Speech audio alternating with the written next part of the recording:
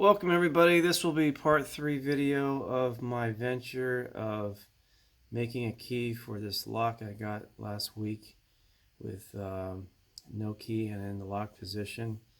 And I decided to make my key out of this material, which is some sort of bronze, definitely not brass, because this stuff is very sharp and can be cut in very fine strips, and you can bend it back and it just will not break like brass. It's got a very good hardness to it. So if you've been following my video, I've been just demonstrating my latest tool for cutting the key. It's a great time saver, and I'm very proud of that tool. So this is the finished product right here. This is the bronze key that I made. Try to do a 360-degree view for you. And here is the profile. A lot of times people ask me, how do you make that key work the lock? Well, every lock is different. And with this lock, it happens to have 4 lever tumblers and a driver. And it has a very unique mechanism.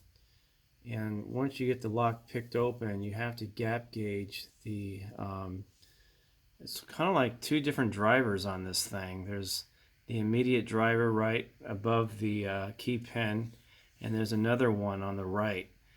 And that other one is what you have to use in order to pick the lock. And I like to use a Z-bar in order to pick the lock. And you put that in front of the pin, and you put tension on it, and just use any kind of straight wire to manipulate the lever tumblers. And once the lock is picked open, you can gap gauge some of the lever tumblers using L wires.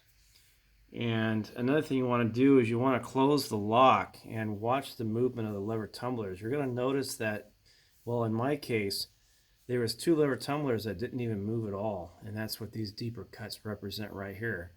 They didn't even move when the lock was closing. You can actually manually trip the locking bolt, and you can watch the lever tumblers move up and down slightly as you actuate the bolt without actually closing it all the way. Anyway, you want to gather as much information as you possibly can, and that's what's going to aid you in defining the bits and doing the cut material. And once it's done successfully, you're going to find something like this. Give you a demonstration here. And I like to really cut my